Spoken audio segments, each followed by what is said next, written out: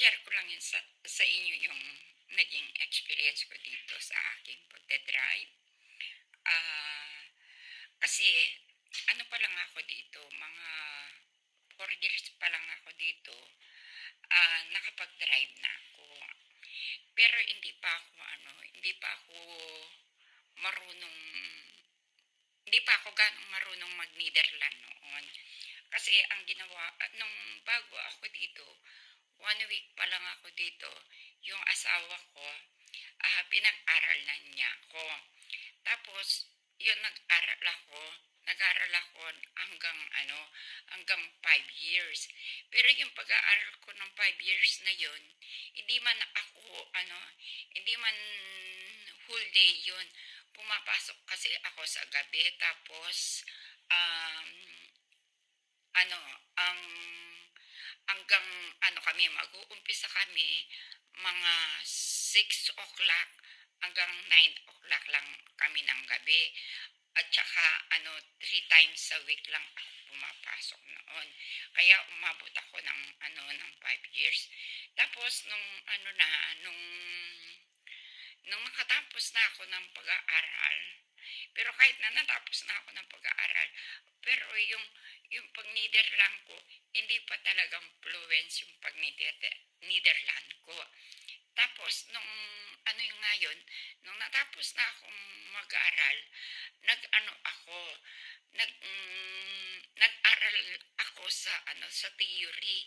Hindi ko alam kung sa inyo, theory ba yon? Yung theory na yon, ibig sabihin yun, lisensya. Lisensya yun. Ngayon, nag-aral ako ng theory. Kasi kung hindi ka mag-aaral ng theory, hindi ka naman pwedeng hindi ka naman pwedeng pumunta sa driving school hanggat wala kang theory, wala kang license. Tapos yun nga, nag-aaral ako ng theory. Yung pasok ko sa theory nun, ang pasok ko once a week lang, every Monday. Panggabi din ako kasi wala akong time dahil ako ay nagtatrabaho.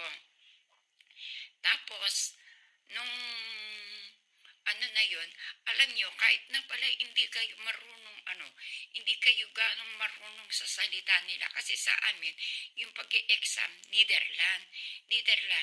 Kasi nung pagkatapos kong nag-aral ng theory, hindi ako, ano ba yun? Nung pagkatapos namin nag-aral ng theory, nag-exam kami. Tapos, hindi ako nakapasa. Tapos, ang ginawa ko, kasi talagang gusto ko kasing mag-drive. Bumili ako ng CD para sa exam sa theory. Ilinagay ko sa computer. Ang ginawa ko noon, araw-araw pagkatapos kong nagtrabaho, ko yung na yun. Mag-aaral na ako hanggang 9 o'clock. Basta pagkatapos ko talagang diretso ako dun sa computer kasi mag-e-exam ako. Kung sa araw-araw ka palang araw-araw mong tinitake na araw-araw mong tinitake yung exam na yun hanggang matandahan mo na yung mga na yun. Ilang buwan yun, exam ako sa computer kasi yung exam sa computer at saka doon sa exam sa examinator doon magkapareo lang. Ngayon edi nung na yun nung na ko na edi nung matagal na ako, siguro 2 buwan na ako nagpa-practice ng exam dyan sa computer. Ayun, nung nag-exam ako at saka kinuha kong exam noon, yung kinuha kong exam noon, yung slowly, yung hindi mabilis yung computer. Tapos yung pag-e-exam na slowly na yun, mayroong appointment. Dati nung kapanahonan ko na yun, nagpapa-appointment ako kasi tuwing Martes. Mag-uumpisa yun, mga 7 o'clock ng umaga. Tapos, edi ko na yun.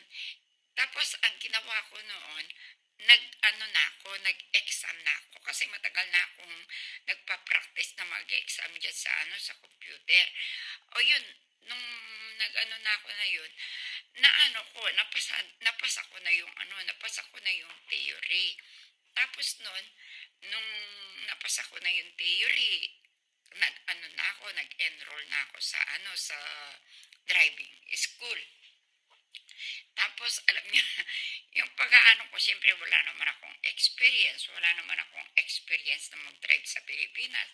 Dito ko lang nakuha yung pagdadrive ko sa... Tapos, nung nasa driving school na ako, alam niya, yung sinasabi nung nagtuturo sa akin sa driving school.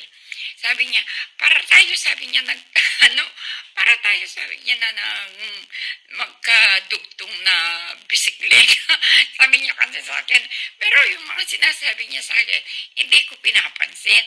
Kasi talagang nagpo-focus ako dun sa sa pagdadrive ko. Kasi talagang gusto ko kasing mag-drive. Tapos, yun nga yung sinasabi niya.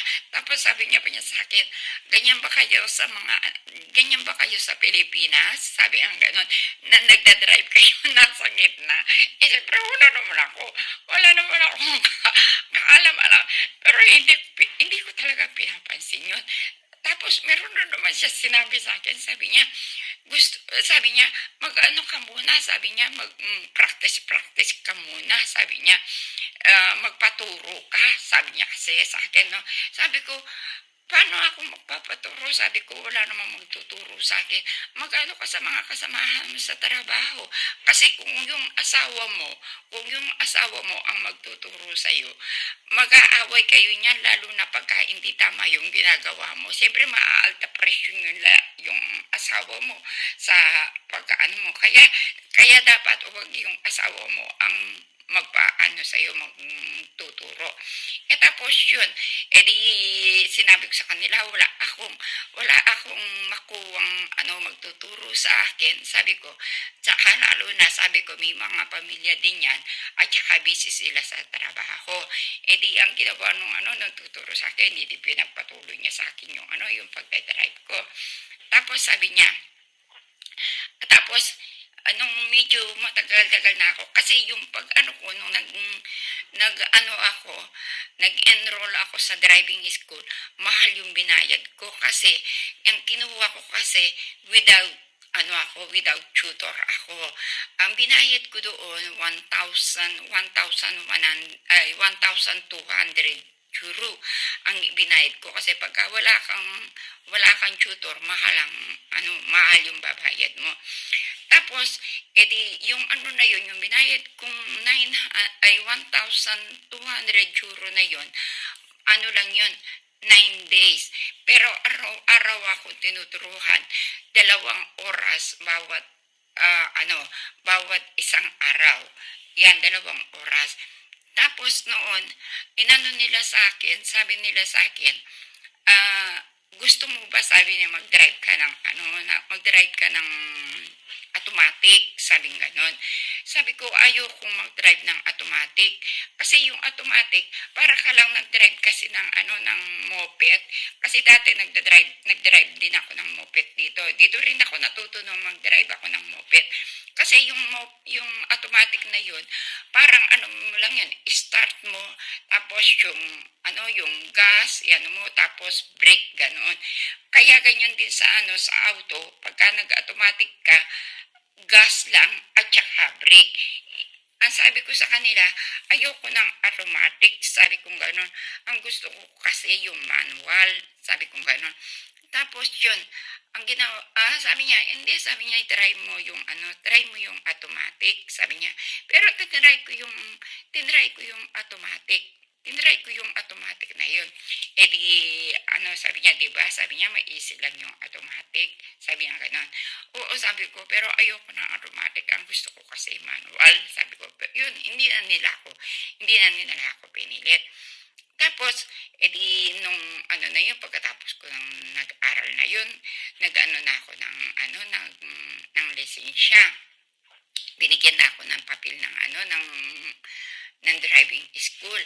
Tapos yung nakalagay dun sa sa papel ko kasi hindi pa ako ganong marunong.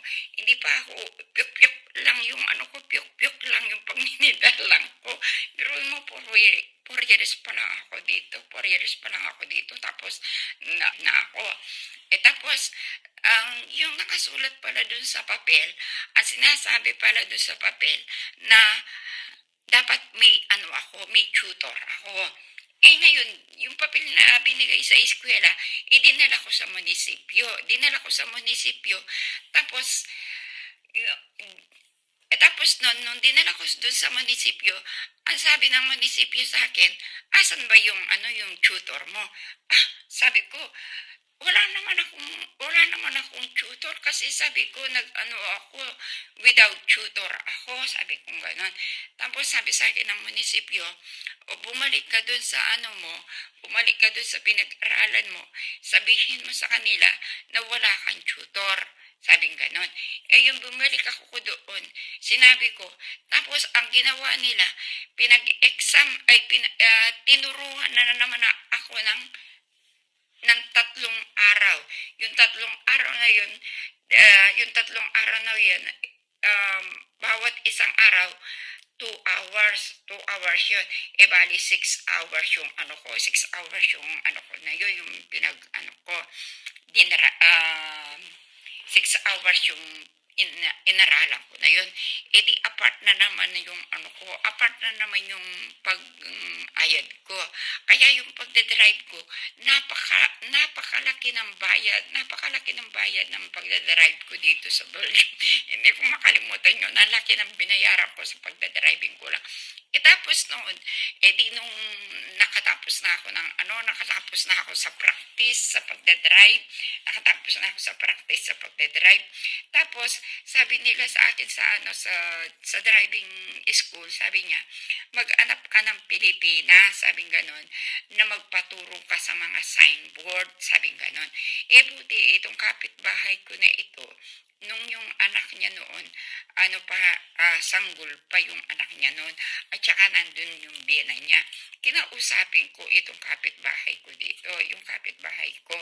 Sabi ko sa kanya, pwede mo ba ako, sabi ko na, turuhan mo ko sa mga signboard, sabi ko gano'n. Buti ka mo, nung nakiusap ako sa kanya, nandun yung biyena niya. Di tinuruhan niya ako ng 2 weeks. Wala akong tutor. Ako lang mag-isang nagkaroon lang ako ng tutor. Itong kapitbahay ko na ito, tinuruan niya ako mag-drive. Nagpa-practice ako ng gano'n. Tapos, nung tapos na ako nag-practice ng gano'n, na yun, kasi bibigyan ka ng lisensya noon. Bibigyan ka ng temporary license, 1 year. Bago ma-expire yun, kailangan mag-take ka na ng exam. Tapos yun, nag-take ako ng exam. Sa una, hindi pa rin ako nakapasa. Tapos, siyempre talagang gusto ko na talagang mag-drive. Na Ngayon, nung nung pangalawa, nag-drive ako. Kasi pagka 3 beses, hindi ka nakapasa dyan. Mag-aaral ka ulit. Tapos yun, Tapos nung nag-e-exam ako, meron akong tutor. Yung tutor ko, bali 2. Yung tutor ko sa eskwelahan, kasi nung nag-exam ako, ginamit ko yung sasakyan. Bago ka kasi mag-exam, ipapractice ka pa nila Tapos yun, ginamit ko yung sasakyan ng school. Tapos, yung yung tutor ko sa eskwela, at saka yung examinator nandun sa likuran namin. Tapos yung tutor ko sa school, katabi ko siya. Tapos di nagdadrive ako ng ganon. Tapos meron akong nakita ng signboard. Tapos kasi yung signboard na yon, ang sinasabi niya, Homelading, sabi niya sabi nung signboard, homelading, sabi niya sa Netherlands. Kasi yung sinasabi niyang homelading, dito ka dumahan, sabi niya. Tapos ang ginawa ko, doon ako dumaan. Doon ako dumaan. Sinagawan ba naman ako sinagawan ako nung tutor ko sa eskwela. Sabi niya sa akin, sino bang magsabi sa'yo na dumaan ka dyan? Sabi niya ganun sa akin. Sabi niya, bakit ka dumaan dyan? Wala naman nagsabi sa'yo na dumaan ka dyan. Siyempre, yung examinator nando sa likuran namin. Sabi niya, ayaan mo siya. Sabi niya, okay yun. Sabi niya ganon. Tapos, nung pagdating na sa nung natapos na yung exam ko, pinag-exam, nakapasa ako. Ay, Diyos ko, para ako nabunutan ng tinik. Para ako nabunutan ng tinik. Alam niyo, yung yung tutor ko sa eskwela ko, pinaghihirap ko, nakapasa ako na dahil nga dun sa sa signboard na sinundan ko. Kasi na ng examinator na nakakaintindi ako sa nakakaintindi ako sa mga signboard. Yun yung kinapasa ko. Doon ako pumasa. Kaya kayo, alam ko maraming mga Pilipina na na gustong matutong mag-drive pero natatakot kayo. Huwag kayong matakot. Laksan lang ninyo yung loob ninyo. Tsaka maipapayo ko rin sa inyo. Bumili kayo ng CD. Mag-aral kayo ng mag-aral sa CD. Kasi kung araw-araw mo gagamitin yung na yun, araw-araw kang magpa-practice sa computer, maaano sa utak mo yun, matatatak sa utak mo yun. Yung yun sa CD at saka yung pag-exam doon, magkapareo lang yan. Pero pagka pumunta ka na doon sa pag-exam, nila yun, i-shuffle nila yun. Hindi katulad dun sa sa computer kasi naintindihan mo yun sa computer, sunod-sunod sila. Pero pagdating sa sa exam, nila yun, i-rumble nila yung yung mga question na yun. Kaya kailangan dapat mag-focus ka sa sa pagtatry mong exam sa mo. Kasi papasok sa utak mo, lalo na kung araw-araw mong ginagawa yan. Ako, araw-araw kong ginawa yan. Kaya ayan, sa awa ng Diyos, nakapasa ako sa loob. Biruin mo kasi, nagtatrabaho ako kasi noon. Nagbibisikleta ako, siyempre, kahit na nag-iisno, nagbibisikleta ako, tapos nung medyo nakaangat na ako, bumili ako ng moped. Hindi rin ako ganong marunong mag-moped noon. Ako mag-isa, nag-practice lang ako kasi yung asawa ko ayaw magturo yan. Kasi talagang mag-aaway kayo kung yung asawa mo ang magiging tutor mo. Kaya ako, yan lang ang maipapayo ko sa inyo. Kaya isinyer ko sa inyo kung ano yung naging experience ko sa pagdadrive. Kaya maaga pa, hindi pa ako marunong, piyok-piyok pa yung pagdidiralan ko. Pero nakapasa ako sa lisensya dahil nga yung pag-aaral ko dun sa computer. Siyempre sinunod ko yung hanggang ngayon nandiyan pa yung yung CD ko na ginamit ko. Kasi binili ko noon yung CD na yun. Lang noon, 25 euro binili ko. Tapos yun, ang ginawa ko, talagang excited ako, talagang mag-drive ako. Kaya yun ang nangyari sa akin, sa awa ng Diyos, nalampasan ko yung pag-iirap na yun. O sige, ganyan na lang. Bye-bye.